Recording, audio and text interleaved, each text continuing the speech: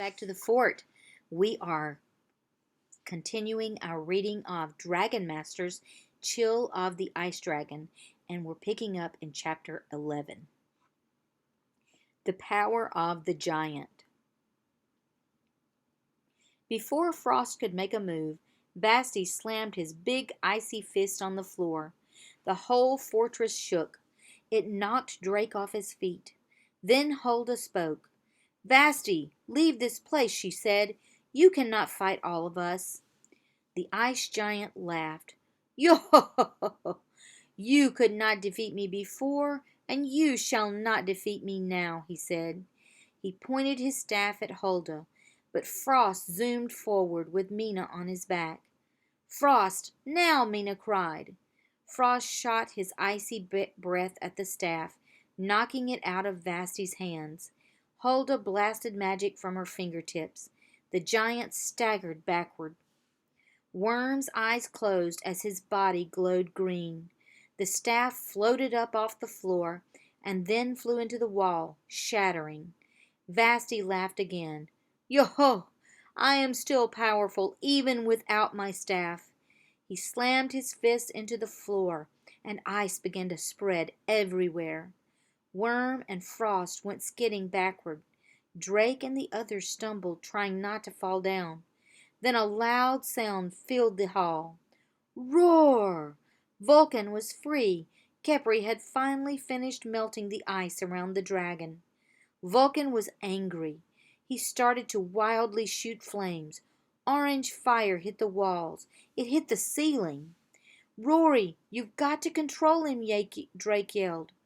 Rory ran toward Vulcan. One of his flames almost hit her, but she dodged it and kept running. Then she jumped onto his back.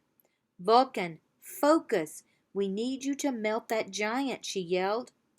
Vasti spun around. He growled. He clapped his hands together, and an ice ball appeared between them. He hurled the ice ball at Vulcan. It hit Vulcan, and he stumbled backwards, but he wasn't frozen. Only a fire dragon can stop Vasti, Drake thought. That's what Mina had said. But is Vulcan powerful enough to do it alone? Drake closed his eyes. He wanted to send a message to Worm, but not out loud. He didn't want Vasti to hear. His dragonstone glowed as he thought the words in his head. "Worm, can you use your powers to get Vasti to stop moving?" Worm nodded. His body began to glow, and Vulcan flew toward the giant. Vasti clapped his hands together, getting ready to blast the dragon once more. Suddenly, Worm's green energy zapped the giant. Vasti froze in place. He couldn't move. "Good work, Worm!" Drake cheered. "Vulcan, now!" Rory cried. An enormous fireball shot from Vulcan's mouth. Vulcan's fireball hit the ice giant. Vasti began to shrink, and shrink, and shrink. A puddle of water pooled at his feet. "He's melting!" Mina cried. Worm broke his hold on Vasti. Now the giant was no taller than Drake's knee, and he was angry. "You have not won," he yelled, but his voice was tiny now. "I will use my magic. I will grow. I will come back larger than before." "Thank you for shrinking him, Vulcan," Mina said. "Now, Frost, get rid of this little pipsqueak." Frost breathed. A swirling tunnel of ice appeared in the air. The tunnel sucked up the tiny giant. "No!" Vasti cried. The tunnel disappeared, and so did the ice giant. Chapter 12. Fire and Ice. Hulda stood in the center of the great hall. She raised her arms above her head. Yellow magic shot from her fingertips. The ice melted off Shu and Zira.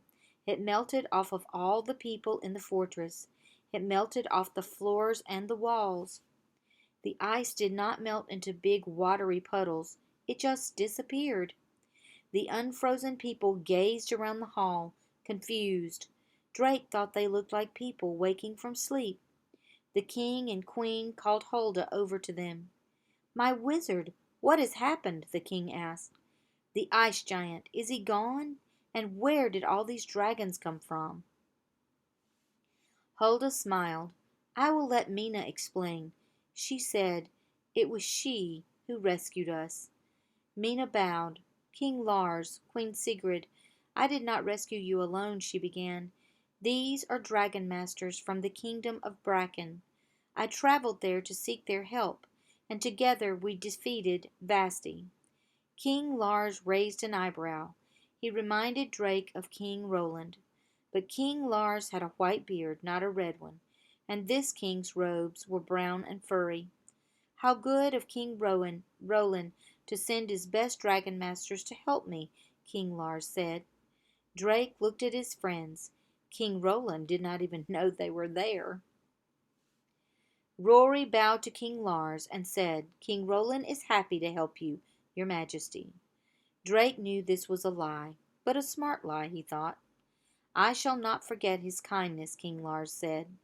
Queen Sigrid smiled at them. "Please stay and let us celebrate this victory with a great feast."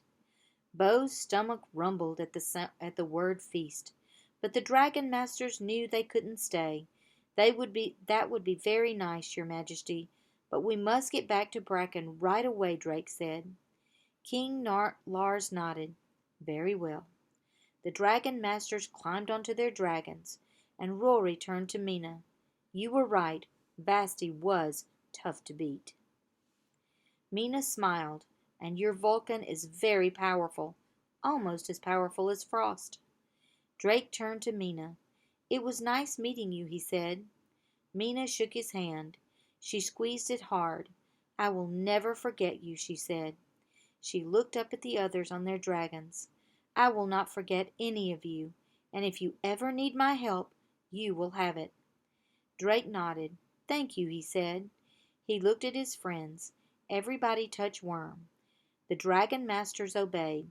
Then Drake touched Worm's back. "Worm, take us home." We'll pick up with chapter 13 tomorrow.